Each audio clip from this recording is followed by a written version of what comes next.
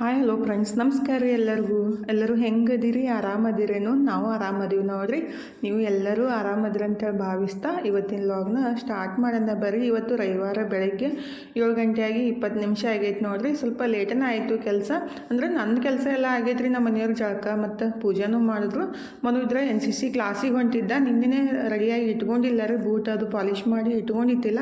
ಹಿಂಗಾಗಿ ಲೇಟ್ ಆಗೈತೆ ಅಂತೇಳಿ ತನುವಿದ್ರೆ ಪಾಲಿಷ್ ಮಾಡಿ ಕೊಡಾಕತ್ತ ನೋಡ್ರಿ.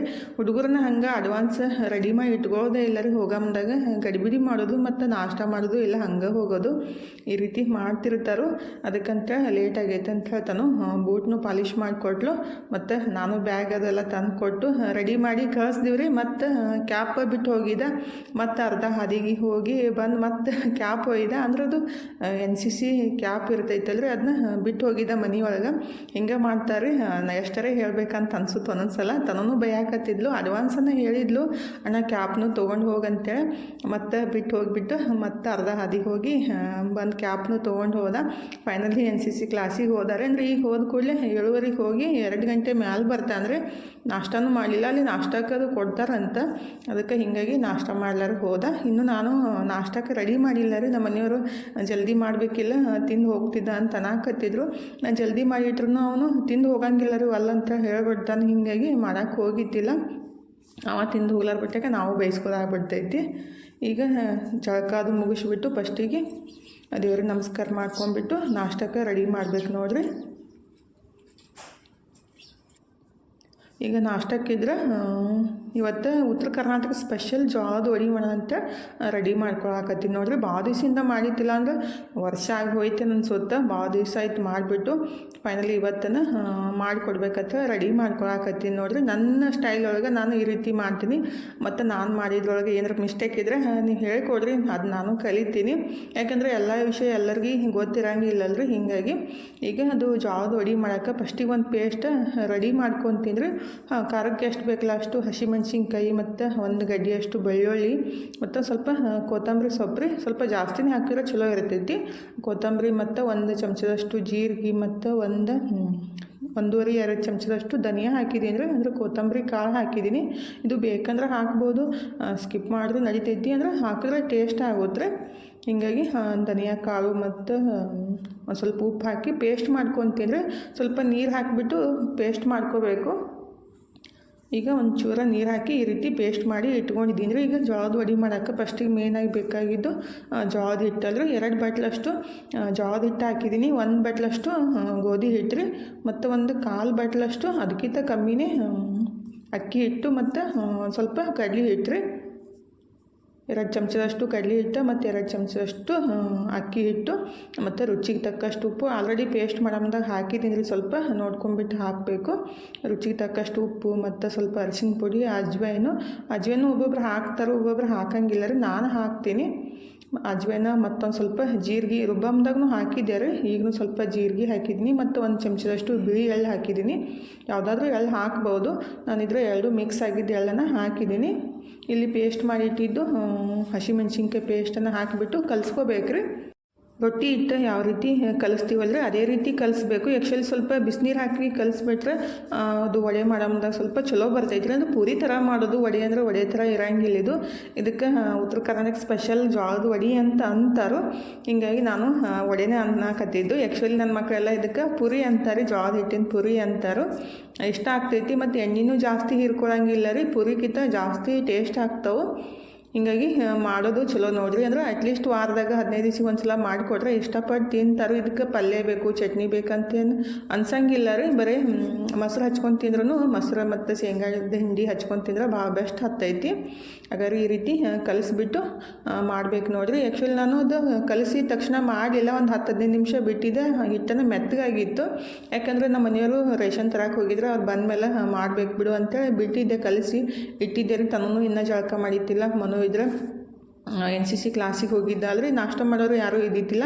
ನಾನು ಒಬ್ಬಕ್ಕೆ ಏನು ತಿನ್ನೋದು. ಆಮೇಲೆ ಮಾಡ್ರಾಯ್ತಂತ ಹಿಟ್ಟು ಕಲಸಿಟ್ಬಿಟ್ಟು ಒಂದು 10-15 ನಿಮಿಷ ಬಿಟ್ಟಿದ್ದಾರೆ. ಹಿಟ್ಟು ಮೆತ್ತಗಾಗಿತ್ತು. ಈ ಜೋಳದ ವಡೆ ಹೆಂಗೆ ಗೊತ್ತಂದರೆ ಹಿಟ್ಟು ಕಲಸಿದ ತಕ್ಷಣ ಮಾಡಿಬಿಡ್ಬೇಕು. ಇಟ್ಟ ತಕ್ಷಣ ಏನೈತಿಲ್ಲ ಹಿಟ್ಟು ಮೆತ್ತಗಾಗ್ಬಿಡ್ತೈತಿ. ಮತ್ತು ಲಟ್ಸಮ್ದಾಗ ಸ್ವಲ್ಪ ಇದು ಹತ್ಕೋತಿರ್ತೈತಿ ರೀ. ಅದು ಹಿಟ್ಟು ಮೆತ್ತಗಾಗ್ಬಿಡ್ತಂದ್ರೆ ಈಗ ಈ ರೀತಿ ಜೋಳದ ಹುಳಿನ ರೆಡಿ ಮಾಡ್ಕೊತೀನಿ ನೋಡಿರಿ. ಹಿಟ್ಟು ಮೆತ್ತಗಾಗಿತ್ತಲ್ಲ, ಹಿಂಗಾಗಿ ಫಸ್ಟಿಗೆ ಸ್ವಲ್ಪ ಕೈಲೇ ಈ ರೀತಿ ತಟ್ಕೊಂಡ್ಬಿಟ್ಟು ಅಮಾತಾಗೆ ಲಟ್ಟಿಸ್ಕೋಬೇಕ್ರಿ. ಅಂದರೆ ಜಾಸ್ತಿ ಪ್ರೆಷರ್ ಹಾಕಿ ಲಟ್ಟಿಸ್ಕೊಳಕ್ಕೆ ಹೋಗಬಾರ್ದು. ಅಂದರೆ ನಾವು ಪುರಿ ಯಾವ ರೀತಿ ಮಾಡ್ತೀವಿ ಫುಲ್ ಬರ ಹಾಕಿಬಿಟ್ಟು ಲಟ್ಟಿಸ್ಬಿಡ್ತೀವಲ್ರಿ, ಆ ರೀತಿ ಮಾಡೋಕ್ಕೆ ಹೋಗಬಾರ್ದು. ಅಮಾತಾಗೆ ಈ ರೀತಿ ಕೈಲಿ ಸ್ವಲ್ಪ ಎಣ್ಣೆ ಹಚ್ಕೊಂಡು ಪ್ರೆಸ್ ಮಾಡಿಕೊಂಡು ಲಟ್ಟಿಸ್ಕೋಬೇಕ್ರಿ. ಇಲ್ಲಾಂದ್ರೆ ನೀವು ಕೈಲಿನೇ ಈ ರೀತಿ ತಟ್ಕೊಂಡ್ರೂ ಆಗುತ್ತೆ. ಅಂದರೆ ಬೆಳ್ಳುಣಿಗೆಯಿಂದ ಲಟ್ಟಿಸೋದು ಬೇಕಾಗಿಲ್ಲ. ಆಲ್ರೆಡಿ ಹಿಟ್ಟು ಮೆತ್ತಗಾಗಿತ್ತಲ್ರಿ, ಹೀಗಾಗಿ ಕೈಲಿನೇ ಈ ರೀತಿ ಮಾಡ್ಕೊಂಡ್ರೂ ಬರ್ತೈತೆ ನೋಡಿರಿ. ಎಷ್ಟು ಮಸ್ತಾಗಿ ಉಬ್ಬಿ ಬಂದಾವು. ಎಣ್ಣೆನೂ ಜಾಸ್ತಿ ಹೀರ್ಕೊಳಂಗಿಲ್ಲ ರೀ, ಮತ್ತು ಟೇಸ್ಟ್ನು ಮಸ್ತ್ ಇರ್ತಾವೆ. ಯಾರೆಲ್ಲ ಮಾಡಿರಿ ಮತ್ತು ಯಾವ ರೀತಿ ಮಾಡ್ತೀರಂತ ಕಮೆಂಟ್ ಬಾಕ್ಸ್ ಒಳಗೆ ಹೇಳ್ರಿ. ಯಾಕಂದ್ರೆ ನೀವು ಯಾವ ರೀತಿ ಮಾಡ್ತಿರಲ್ಲ, ನಾನು ಆ ರೀತಿ ಮಾಡಿ ನೋಡ್ಬೇಕಂತ ನನಗೂ ಅಂದರೆ ಕಲಿಯೋದು ಇಷ್ಟ ಇರ್ತೈತಲ್ರಿ, ಹೀಗಾಗಿ ಹೇಳಿದೆ ನಾನು. ಈಗ ಎಲ್ಲ ಈ ರೀತಿ ಜೋಳದ ವಡೆ ಮಾಡಿ ಇಟ್ಟಿದ್ದೀನಿ ನೋಡಿರಿ. ಮಸ್ತಾಗಿ ಬಂದವು, ಎಣ್ಣೆ ಹೀರ್ಕೊಂಡಿಲ್ಲ. ಎಷ್ಟು ಕಲರ್ಫುಲ್ಲಾಗಿ ಮತ್ತು ಸಾಫ್ಟಾಗಿ ಬಂದವ್ರಿ ಎಲ್ಲ ಉಬ್ಬಿ ಈ ರೀತಿ ಒಳಗೆ ನೋಡಿರಿ ಎಷ್ಟು ಮಸ್ತಾಗಿ ಬಂದವು. ಮಸ್ತಾಗಿ ಗರಂ ಜೋಳದ ಹುಡಿ ರೆಡಿ ಆಗ್ಯಾವ ನೋಡಿರಿ. ಇವತ್ತು ನಾನು ಇದಕ್ಕೆ ಚಟ್ನಿ ಆಗಲಿ ಪಲ್ಯ ಆಗಲಿ ಏನೂ ಮಾಡಿಲ್ಲ ರೀ. ಮೊಸರು ಮತ್ತು ಸ್ವೀಟ್ ಚಟ್ನಿ ಇತ್ತು, ಮತ್ತು ನಿನ್ನೆ ಸಾಂಬಾರು ಇತ್ತಲ್ರಿ, ಇನ್ನೂ ಸ್ವಲ್ಪ ಜಾಸ್ತಿ ಮಾಡಿದ್ದೆಲ್ಲ ಎಲ್ಲ ಬ್ಯಾಳಿ ಹಾಕಿಬಿಟ್ಟು ಅದನ್ನಂತೂ ಈ ಪುರಿಗೆ ಮಸ್ತ್ ಹತ್ತಾಕತ್ತೈತಿ ನೋಡಿರಿ. ಮೊಸರು ಮತ್ತು ಗ್ರೀನ್ ಚಟ್ನಿ ಮಿಕ್ಸ್ ಮಾಡ್ಕೊಂಡು ತಿಂದ್ರೆ ಭಾಳ ಮಸ್ತ್ ಹತ್ತೈತಿ, ನನಗೆ ಇಷ್ಟ ಆಗ್ತೈತಿ. ಅದಕ್ಕಾಗಿ ಮೊಸರನ್ನೂ ಹಚ್ಕೊಂಡಿದ್ದೀನಿ ಮತ್ತು ಸ್ವೀಟ್ ಚಟ್ನಿ ಹಚ್ಕೊಂಡ್ಬಿಟ್ಟು ಗ್ರೀನ್ ಚಟ್ನಿಗೆ ಮೊಸರಿಗೆ ಗ್ರೀನ್ ಚಟ್ನಿ ಹಾಕ್ಕೊಂಡು ತಿಂದ್ರೆ ಇತ್ತು, ಮಿಕ್ಸ್ ಮಾಡ್ಕೊಂಡತ್ತೆ ಪ್ಲೇಟ ರೆಡಿ ಮಾಡ್ಕೊಳಕತ್ತೀನಿ ನೋಡಿರಿ. ಮತ್ತು ನಿನ್ನೆ ಸಾಂಬಾರು ಇತ್ತು, ಅದನ್ನ ಬಿಸಿ ಮಾಡಿದ್ದೆ. ಮತ್ತು ತನು ಇದ್ರೆ ಕ್ಯಾಬೇಜ್ ಪಲ್ಯ ಮಾಡಾಕತ್ತಿದ್ಲು. ಸ್ವಲ್ಪ ಕ್ಯಾಬೇಜ್ ಹುರಿದಿವಲ್ರಿ, ಉಪ್ಪು ಹಾಕೊಂಡು ತಿಂದ್ರೆ ಕ್ಯಾಬೇಜ್ ಭಾಳ ಮಸ್ತ್ ಹತ್ತೈತೆ ಅಂತ ಅದನ್ನು ಪ್ಲೇಟಿಗೆ ಹಚ್ಕೊಂಡಿದ್ದೀನಿ. ಮಸ್ತಾಗಿ ಪ್ಲೇಟ್ ರೆಡಿ ಆಗೈತೆ ನೋಡಿರಿ. ಇನ್ನು ನಾಷ್ಟ ಮಾಡೋದು ಬೇರೆ. ತನು ಇದ್ರೆ ಕ್ಯಾಬೇಜ್ ಪಲ್ಯ ಮಾಡಿಕೊಂಡು ತಿಂತಾಳಂತ ಪಲ್ಯನ ರೆಡಿ ಮಾಡ್ಕೊಳಕತ್ತಾಳು. ಅಂದ್ರೆ ಕ್ಯಾಬೇಜ್ ಹುರಿದಿಟ್ಬಿಟ್ಟು ಟೊಮಾಟೋದು ಕಟ್ ಮಾಡ್ಕೊಳಕತ್ತಿದ್ಲು. ನಾನಿದ್ರೆ ನಾಷ್ಟ ಮಾಡಾಕತ್ತೀನಿ ನೋಡಿರಿ. ನಮ್ಮ ಮನೆಯವರಿಂದ ಬಂದಿತ್ತಿಲ್ಲ, ನಾನೇ ಒಬ್ಬಕ್ಕೆ ನಾಷ್ಟ ಮಾಡಿದೆ. ಮನು ಇದ್ರೆ ಲೇಟ್ ಮಾಡಿ ಬರ್ತಾನೋ, ಅಂದರೆ 2 ಗಂಟೆ ಮೇಲೆ ಬರ್ತಾನಲ್ಲ, ಹೀಗಾಗಿ ನಾಷ್ಟ ಮಾಡಿ ನಮ್ಮ ಮನೆಯವರು ಬಂದಮೇಲೆ ನಮ್ಮ ಮನೆಯವರು ನಾಷ್ಟ ಮಾಡಿ ಹೋಗಿ ಕಾಯಿಪಲ್ಯ ತಂದಿವಿ ನೋಡಿರಿ. ಫೈನಲಿ ಇವತ್ತು ಸಂಡೇ ಅಲ್ರಿ, ಬುಧವಾರಕ್ಕೊಮ್ಮೆ ತರ್ತಿದ್ವಿ. ಈಗ ಮೊನ್ನೆ ಬುಧವಾರ ನಮ್ಮ ಮನೆಯವರು ಇದ್ದಿತ್ತಿಲ್ಲ, ಹೀಗಾಗಿ ಇವತ್ತು ಸಂಡೇ ಇತ್ತಲ್ಲ ಹೋಗಿ ಕಾಯಿಪಲ್ಯ ತಂದ್ವಿ. ಮತ್ತು ಕ್ಯಾಲೆಂಡ್ರೂ ತಂದ್ವಿ ರೀ, ಮುಂದಿನ ವರ್ಷದ್ದು ಅಂದರೆ 2025 ಕ್ಯಾಲೆಂಡ್ರೂ ತಂದ್ವಿ. ಅಲ್ಲಿ ಮಾರ್ಕೆಟ್ ಒಳಗೆ ಇದ್ದು ಅಲ್ರಿ, ಗಾಡಿ ಮೇಲೆ ತೊಗೊಂಡು ತಿರುಗಾಡಕತ್ತಿದ್ರು, ಅಲ್ಲೇ ಸಿಕ್ಕು ಅಂತ ಕ್ಯಾಲೆಂಡ್ರು ತಂದ್ವಿ. ಇನ್ನು ಕಾಯಿಪಲ್ಯ ನನ್ನ ಮಗಳಿಗೆ ತೆಗೆದಿಡಮ್ಮ ಅಂತ ಹೇಳಿದೆ. ಆಕೆಗೆ ಏನು ಬೇಕಾಗಿರ್ತೈತಲ್ರಿ ಅಷ್ಟೇ ತೊಗೊಂಡ್ಬಿಟ್ಟು ಬಿಟ್ಬಿಡೋದು. ಅಂದರೆ ಆಕೆ ಕಲ್ಲಂಗಡಿ ಅಂದರೆ ಇಷ್ಟ, ಅದಕ್ಕೆ 1-2 ಕಲ್ಲಂಗಡಿ ತಂದಿದ್ವಿ. ಅದನ್ನ ತೆಗೆದಿಟ್ಟು ತಿಂದಿದ್ದು ಆಯ್ತು ರೀ ಕಲ್ಲಂಗಡಿ ಆಲ್ರೆಡಿ. ಈಗ ಕಾಯಿಪಲ್ಯ ತೆಗಿಲಿ ಏನು ಮಮ್ಮಿ ಅಂತ ಕೇಳಾಕತ್ತಿದ್ಲು. ಇಲ್ಲವ ನಾ ತೆಗಿತೀನಿ, ಇವತ್ತು ನೀನು ಜಾಸ್ತಿ ಕೆಲಸ ಮಾಡಿ ರೆಸ್ಟ್ ಮಾಡು ಅಂತಂದೆ. ಯಾಕಂದರೆ ಬೆಳಗ್ಗೆ ಇವತ್ತು ಅರ್ಬಿ ತೊಗೊಂಡು ಹಾಕ್ಯಾರಿ.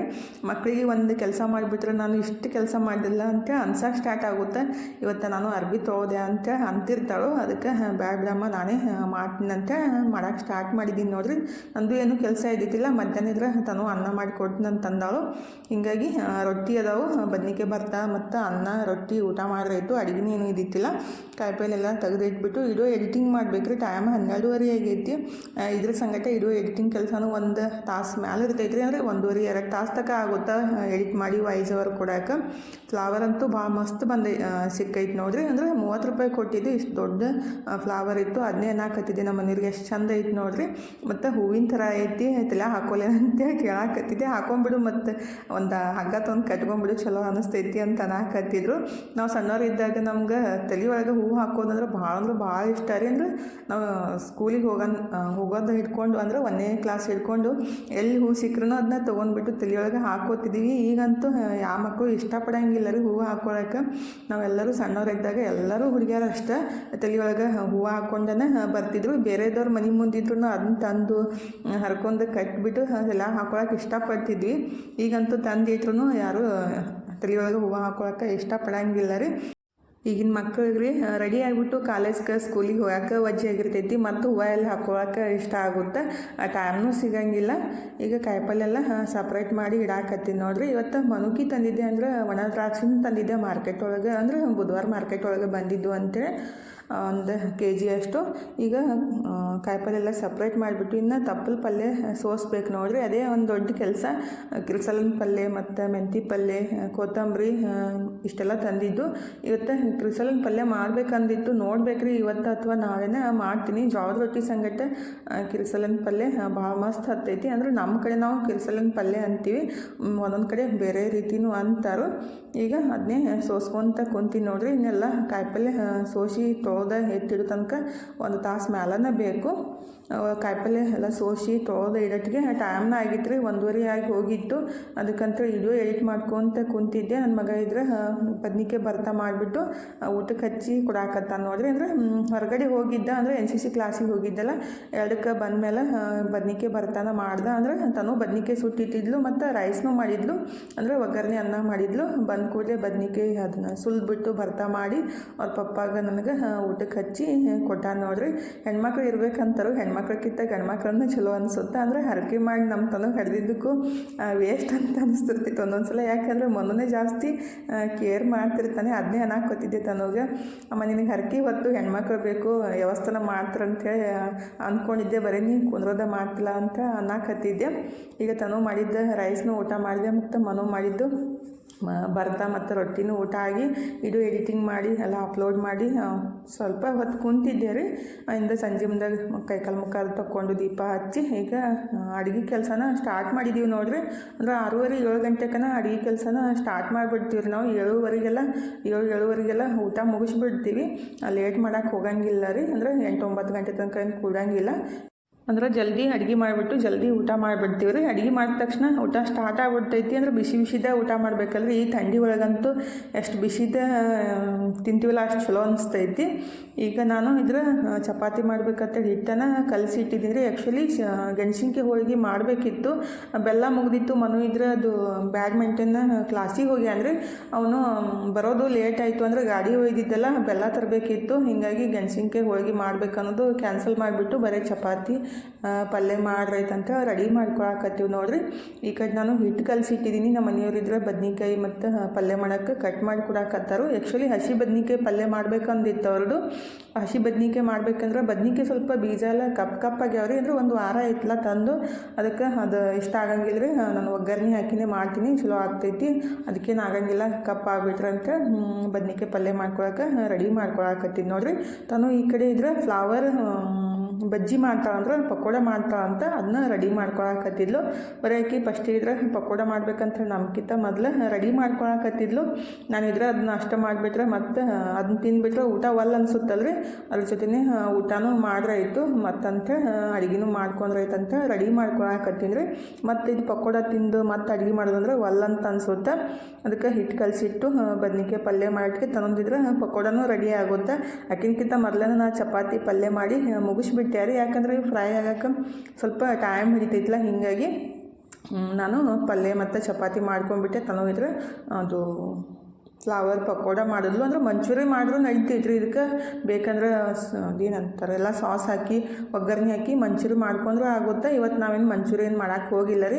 ಜಸ್ಟ್ ಫ್ರೈ ಮಾಡ್ಕೊಂಡ್ಬಿಟ್ಟು ಅದು ಸ್ವೀಟ್ ಚಟ್ನಿ ಮತ್ತು ಚಾಟ್ ಮಸಾಲ ಹಾಕ್ಕೊಂಡು ತಿಂದ್ರೆ ಮಸ್ತ್ ಹತ್ತೈತಿ ಅಂತ ಸಿಂಪಲ್ಲಾಗಿ ಈ ರೀತಿ ರೆಡಿ ಮಾಡ್ಕೊಳಕತ್ತಿಲ್ಲ ತಾನು. ನಾನು ಮಾಡಿಕೊಡ್ಲಿಕ್ಕಂದ್ರೆ ಆಕೆಗೆ ಏನು ಬೇಕಾಗ್ತೈತಲ್ರಿ. ಅಂದ್ರೆ ಆಕೆಗೆ ಇಷ್ಟ ಆಗಿದ್ದು ಮಾಡ್ಕೊಂಡು ತಿಂತಾಳು. ಆಕೆಗೆ ಒಂದು ಸಲ ತಿನ್ಬೇಕಂತ ಅನ್ನಿಸ್ದಾಗ ಮಾಡೋಕ್ಕೆ ಸ್ಟಾರ್ಟ್ ಮಾಡಿಬಿಡ್ತಾಳು. ನಮಗೂ ಕರೆದಿದ್ದು ಸಂಜೆ ಮುಂದಾಗ ತಿನ್ನಬಾರ್ದಂತ ಅನ್ಸುತ್ತೆ ರೀ. ಮಾಡಿದ ಕೂಡಲೇ ತಿನ್ಬೇಕಂತ ಅನ್ಸುತ್ತೆ. ಮನು ಅದನ್ನೇ ಅಂತಿರ್ತಾನು, ಬ್ಯಾಡಂದ್ರೂ ಕೇಳಂಗಿಲ್ಲ, ನೀವು ಸಂಜೆ ಮುಂದಾಗ ಡೀಪ್ ಫ್ರೈ ಮಾಡಿದ್ದು ಮಾಡ್ತೀರಂತೇಳಿ. ಆ್ಯಕ್ಚುಲಿ ಚಂತನ ಟೈಮ್ ಸಿಗಂಗಿಲ್ಲಲ್ರಿ ತನಗೆ. ಸಂಜೆ ಮುಂದಾಗ ಆಕಿಗೆ ತಿನ್ಬೇಕಂತ ಅನ್ಸುತ್ತೆ. ಹೊರಗಡೆ ಹೋಗಿ ತಿನ್ನೋಕ್ಕಿಂತ ಮನೆಯೊಳಗೆ ಮಾಡ್ಕೊಂಡು ತಿನ್ನಲಿ ಬಿಡ ಅಂತ ನಾನು ಬಿಟ್ಬಿಡ್ತೀನಿ. ಈಗ ಊಟನೂ ಸ್ಟಾರ್ಟ್ ಆಗೈತೆ ನೋಡ್ರಿ. ಬದ್ನಿಕಾಯಿ ಪಲ್ಯ ಚಪಾತಿ. ನನ್ನ ಮಗ ಇದ್ರೆ ಬದ್ನಿಕಾಯಿ ಈ ರೀತಿ ಕಟ್ ಮಾಡಿರಿದ್ದೇನೆ, ಹೀರಿಕಾಯಿ ಪಲ್ಯನ ಬದ್ನಿಕಾಯಿ ಪಲ್ಯ ಅಂತ ನಾಕತ್ತಿದ್ದ. ಅದು ಹಸಿ ಬದ್ನಿಕಾಯಿ ಪಲ್ಯ ಮಾಡ್ಬೇಕಂತ ಪಪ್ಪ ಆ ರೀತಿ ಬದ್ನಿಕಾಯಿ ಕಟ್ ಮಾಡಿದ್ರು. ಅದನ್ನ ಸ್ವಲ್ಪ ಬೀಜ ಕಪ್ಪಾಗಿದ್ದು ಅಂತೇಳಿ ಈ ರೀತಿ ಮಾಡಿನಪ್ಪ ಅಂತಂದೆ. ಈಗ ಅದು ಸ್ವಲ್ಪ ಚಾಟ್ ಮಸಾಲ ಹಾಕಾಕತ್ತೀನಿ ನೋಡ್ರಿ. ಆ್ಯಕ್ಚುಲಿ ಮನೆಯೊಳಗೆ ಮಾಡಿದ್ದು ನಾನದು ಚಾಟ್ ಮಸಾಲ ಅಂತ ಆಮ್ಚೂರು ಪುಡಿ ಹಾಕಿ ಮಿಕ್ಸ್ ಮಾಡಿರೈತು. ಸ್ವಲ್ಪ ಟೇಸ್ಟ್ ಹತ್ತೈತ್ರಿ. ಮತ್ತು ತನು ಇದ್ರೆ ಸ್ವೀಟ್ ಚಟ್ನಿ ಮತ್ತು ಗ್ರೀನ್ ಚಟ್ನಿ ಎರಡೂ ಮಿಕ್ಸ್ ಮಾಡಿ ತಂದು ಇಟ್ಟಾಳು. ಅದನ್ನೇ ಹಚ್ಕೊಂಡು ತಿನ್ನೋದು ನೋಡ್ರಿ ಈ ರೀತಿ ಇರ್ತೈತಿ. ಅಂದರೆ ಬದ್ನಿಕಾಯಿ ಪಲ್ಯ ಖಾರ ಕಮ್ಮಿ ಆಗೈತೆ ಅಂತೇಳಿ ನಮ್ಮ ಮನೆಯವರಿದ್ರೆ ಮಸಾಲೆ ಖಾರ ಎಣ್ಣೆ ಹಾಕೊಂಡು ಬರಕ್ಕೆ ಹೋಗ್ಯಾರು. ಅಂದ್ರೆ ಅವರಿಗೆ ಸ್ವಲ್ಪ ಖಾರ ಇಷ್ಟಪಡ್ತಾರೆ. ಫಸ್ಟೆಲ್ಲ ಅಷ್ಟು ಇಷ್ಟಪಡ್ತಿದ್ದಿಲ್ಲ, ಇತ್ತೀಚೆಗೆ ಖಾರ ಜಾಸ್ತಿ ತಿನ್ನಕತ್ತಾರು. ಬ್ಯಾಡ ಅಂದ್ರೂ ಕೇಳಂಗಿಲ್ಲ ರೀ. ಖಾರ ಜಾಸ್ತಿ ತಿಂದರೆ ಮನುಷ್ಯ ಸಣ್ಣ ಆಗ್ತೈತಿ ಅಂತಾರೆ ಖರೆ, ಬಟ್ ಅವರು ಕೇಳಂಗಿಲ್ಲ ರೀ. ಆಗ ಎಷ್ಟೋ ಕೊನೆ ಖಾರ ಎಣ್ಣೆ ಹಾಕೊಂಡು ಬಂದರು, ಬ್ಯಾಡ ಅಂದ್ರೂ ಕೇಳಂಗಿಲ್ಲ. ಈಗ ಎಲ್ಲರೂ ಊಟ ಮಾಡಾಕತ್ತೀವಿ ನೋಡ್ರಿ ಮಸ್ತಾಗೆ. ಇವತ್ತಿನ ವಿಡಿಯೋನು ಇಲ್ಲೇ ಮುಗಿಸೋಣ್ರಿ. ಇವತ್ತಿನ ವಿಡಿಯೋ ಹೆಂಗೆ ಅನಿಸ್ತಂತ ಕಮೆಂಟ್ ಬಾಕ್ಸ್ ಒಳಗೆ ಹೇಳೋದು ಮರ್ಯಾಕೆ ಹೋಗ್ಬೇಡ್ರಿ. ವಿಡಿಯೋ ಇಷ್ಟ ಆಗಿದ್ರೆ ಒಂದು ಲೈಕ್ ಮಾಡಿರಿ. ಮತ್ತು ಇನ್ನೂ ಯಾರೆಲ್ಲ ಸಬ್ಸ್ಕ್ರೈಬ್ ಮಾಡ್ಕೊಂಡಿಲ್ಲಲ್ಲ ಪ್ಲೀಸ್ ಸಬ್ಸ್ಕ್ರೈಬ್ ಮಾಡ್ಕೊಂಡು ಸಪೋರ್ಟ್ ಮಾಡಿರಿ. ಇಷ್ಟೋ ತನಕ ವಿಡಿಯೋ ನೋಡಿದ್ದಕ್ಕೆ ತಮ್ಮೆಲ್ಲರಿಗೂ ತುಂಬ ಹೃದಯದ ತುಂಬ ಧನ್ಯವಾದಗಳು ರೀ. ಥ್ಯಾಂಕ್ ಯು ಫಾರ್ ವಾಚಿಂಗ್ ರೀ. ಬಾಯ್ ರೀ ಎಲ್ಲರಿಗೂ. ನಮಸ್ಕಾರ.